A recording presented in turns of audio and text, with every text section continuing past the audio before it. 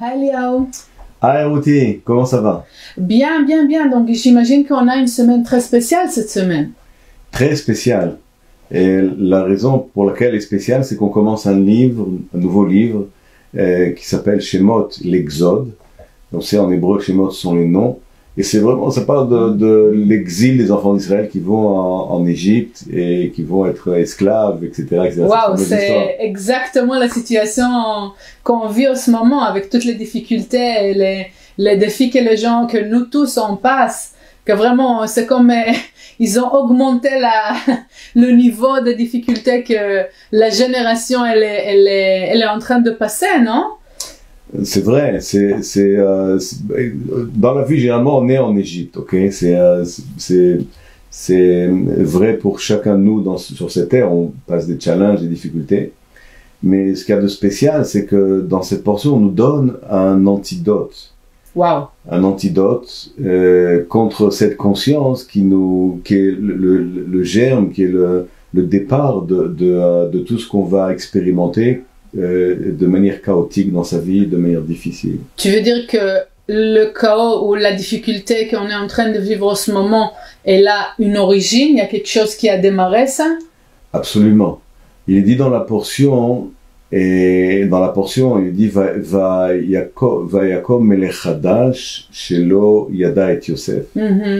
Et ce qui veut dire qu'il y a un nouveau roi qui est arrivé qui ne connaissait pas Yosef. Qu'est-ce que ça veut dire? C'est que quand on a de la prospérité, le succès, la réussite, généralement c'est un résultat d'une connexion avec la force de la lumière. Et quand on arrive à ce pic, on a tendance à oublier d'où vient ce succès, cette réussite. On a tendance à croire que ça vient de nous. Exact. On est les meilleurs, on sait mieux que les autres, je sais comment travailler. J'ai réussi dans ma vie, tout ce que j'ai c'est à moi, etc., etc. Et on prend c'est grâce à moi. Voilà, on prend C'était mon idée. Exactement. On prend possession, on oublie que en réalité, nous a été donné par la lumière. C'est moi qui ai fait. Absolument. C'est ce qu'on parle de ce nouveau roi qui a oublié Yosef. Yosef représente la lumière. Je pense à ça que personnellement, si je pose une seconde, si je m'arrête une seconde et je réfléchis, je pense que nous tous, ça serait bien qu'on s'arrête une seconde et on réfléchit. Et l'année dernière, les 2 ans qui sont passés ou plus, à quel moment j'ai commencé à réfléchir de cette manière, même un peu, même c'était quelque chose, un succès dans la famille ou un succès, j'ai fait le meilleur plat, c'est moi qui l'ai fait, ou j'ai donné la meilleure classe, c'était mon idée, ou dans le business, c'était la meilleure affaire, c'était mon travail, ou vraiment se poser la question où c'était l'origine. À quel moment j'ai glissé, j'ai raté le point de vraiment avoir la mémoire que tout vient de la lumière, non?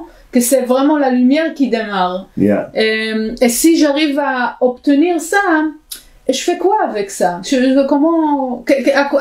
D'accord, je saurais d'où c'est arrivé. Et après quoi? Qu'est-ce que je peux faire cette semaine? Ok, moi je pense que cette portion, elle est là justement pour nous reconnecter avec cette conscience qui est la source du succès, de l'abondance dans sa vie, de la prospérité, qui est la conscience de savoir que tout vient de la lumière. Et contrairement à cette conscience, on pense que ça vient de nous. Et c'est pour ça qu'on commence dans Shemot. Shemot sont des réceptacles. On sait que c'est les noms. Et les noms, dans la Kabbale, ça représente le réceptacle. Quel réceptacle? Réceptacle qui peut canaliser cette lumière infinie dont on a besoin dans la vie pour être en harmonie, stabilisé, etc. Et le Shemot, c'est justement à l'intérieur qu'on trouve l'antidote, le vaccin contre cette conscience négative qui nous fait croire que on est les meilleurs, qu'on sait mieux que les autres et que tout est à nous et tout est grâce à nous. Et donc on a la possibilité de demander cette semaine, à travers le scanning du Zohar, à travers l'écoute de la Torah, à travers l'utilisation des 72 noms, parce que Shemot c'est la révélation des noms, n'est-ce pas? Donc ça, avec ces outils-là, le Zohar et les 72 noms, je vais réveiller à chaque fois la conscience que les choses viennent de la lumière. Exactement. Et peut-être toutes les choses que j'ai, l'argent, et le temps, et les talents, ça veut dire les idées qui nous viennent, et je sais bien chanter, je sais bien organiser, je suis bien dans je sais pas, toutes les sortes de travaux. Je suis bien parce que la lumière, elle m'a donné la possibilité d'être bien. Exactement. Ça nous permet de reconstruire le réceptacle, le vase spirituel. Le vase spirituel. Le vase spirituel. Ce sont des noms qui sont les noms de l'âme. C'est ça. C'est les noms de l'âme. Le Hari, il écrit que les 72 noms, ils existent dans notre âme. Donc, le fait qu'on utilise les 72 noms, ça va réveiller cette mémoire que tout vient de la lumière. C'est extraordinaire. Donc, on peut, c'est comme, on a vraiment cette semaine la possibilité de se concentrer dans qu'est-ce qui est important. Oui, c'est revivre l'âme et pas tomber dans essayer de attraper le chaos ou la difficulté qu'on est en train de vivre. À 100%. C'est extraordinaire. C'est très très bien. Très bien. Une portion qui commence avec la nouvelle année 2021. Donc voilà exactement dans le germe de 21, et si Dieu veut qu'avec l'aide de tous ces outils et le travail qu'on est en train de faire, c'est vraiment mettre la conscience et le point. Reconnecter avec la conscience de base. Exactement, avec la vraie conscience.